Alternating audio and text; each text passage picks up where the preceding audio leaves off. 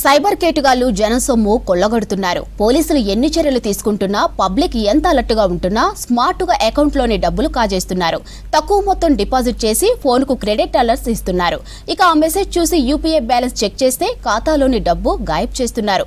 ఇక డిపాజిట్ చేసిన మొత్తానికి చివరి సున్నా చేర్చి అందిన కాడికి దోచుకుంటున్నారు.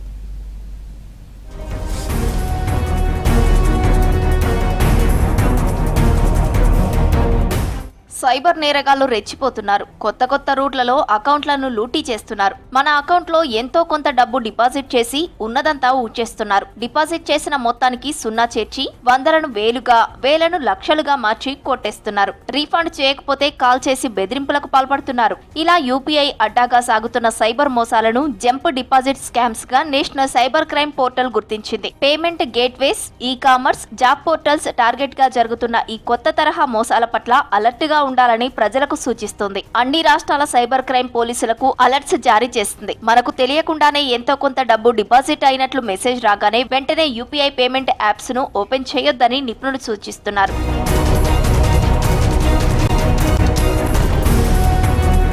సైబర్ నేరగాళ్లు ఫోన్ పే, గూగుల్ పే తో పాటు ఇతర పేమెంట్ గేట్వేస్ లతో లింకులు జనరేట్ చేస్తున్నారు. 1000 నుంచి 5000 దాకా డిపాజిట్ చేస్తున్నారు. దీనికి సంబంధించి క్రెడిట్ అలర్ట్ మెసేజ్ పంపిస్తున్నారు. సాధారణంగా ఇలాంటి మెసేజ్ వచ్చిన వెంటనే ఫోన్ పేలోనో, జీపేలోనో బ్యాలెన్స్ చెక్ చేసుకుంటాం. దీన్నే సైబర్ నేరగాళ్లు ఆదురుగా చేసుకున్నారు. క్రెడిట్ అలర్ట్స్ లింకులు క్రియేట్ చేస్తున్నారు. తాము డిపాజిట్ చేసిన మొత్తానికి చివర సున్నా కలుపుతున్నారు. వందల్లో పంపిన మొత్తం వేలుగా, వేలల్లో డిపాజిట్ చేసిన మొత్తం లక్షలుగా మార్చేస్తున్నారు. బ్యాలెన్స్ చెక్ చేసుకునేందుకు మనం యూపీఐ పిన్ ఎంటర్ చేసిన వెంటనే సైబర్ నేరగాళ్లు అప్పటికే ఎంటర్ చేసుకున్న అమౌంట్ మొత్తం వాళ్ళ యూపీఐతో వాళ్ళ బ్యాంక్ అకౌంట్లలో డిపాజిట్ అయ్యేలా లింకులు క్రియేట్ చేసి పంపిస్తున్నారు.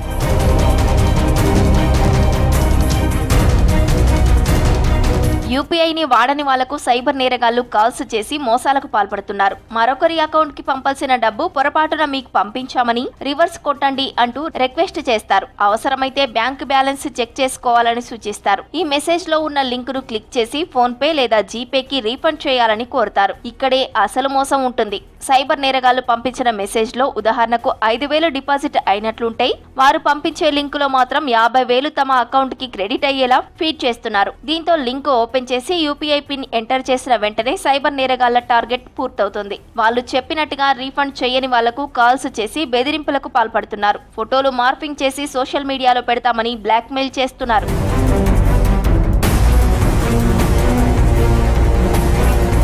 OLX, ఫేస్బుక్, మార్కెట్ ప్లేస్ వంటి ఈ కామర్స్ సైట్లలోనూ సైబర్ నేరగాళ్లు చేతివాట ప్రదర్శిస్తున్నారు. అమ్మకానికి పెట్టిన వస్తువులను కొంటామని నమ్మించి రేట్లు తగ్గించాలని అడుగుతున్నారు. చివరకు ఓ రేటు ఫిక్స్ చేసుకున్నాక డబ్బులు యూపీఐతో చెల్లిస్తామని చెప్పారు. ఫిక్స్ అయిన రేటు కంటే ఎక్కువ మొత్తంలో డబ్బులు పంపినట్లు నమ్మిస్తారు. అదనంగా వచ్చిన డబ్బు రీఫండ్ చేయాలని కోరి మోసాలకు పాల్పడతారు. ఈ తరహాలో నిరుద్యోగ యువకులను టార్గెట్ చేస్తున్నారు. రిక్రూటర్లుగా వ్యవహరిస్తూ మెసేజ్లు పంపిస్తున్నారు. అధిక మొత్తంలో జీతాలంటూ ఆశపెట్టి ట్రాప్ చేస్తున్నారు. వెరిఫికేషన్, రిక్రూట్మెంట్ ప్రాసెస్ పేరుతో హంగామా చేస్తారు. సెలెక్ట్ అయ్యారని నమ్మిస్తారు. అడ్వాన్స్ శాలరీ లేదా జాయినింగ్ బోనస్ పేరుతో మీ బ్యాంకులో చెక్ డిపాజిట్ చేశామని చెప్తారు. ఇవ్వాల్సిన దానికంటే ఎక్కువగా డిపాజిట్ చేశామని, టెక్నికల్ ఇష్యూస్ వల్ల చెక్ క్యాష్ కాలేదని నమ్మిస్తారు. ఇందుకు సంబంధించి నకిలీ రిసిప్టులను బాధితులకు పంపిస్తారు. ఎక్కువగా డిపాజిట్ చేసిన డబ్బు తిరిగి ఇవ్వాలని సూచిస్తారు. లేదంటే ఉద్యోగం రాకపోగా రిమార్క్స్ చేస్తామని బెదిరిస్తారు.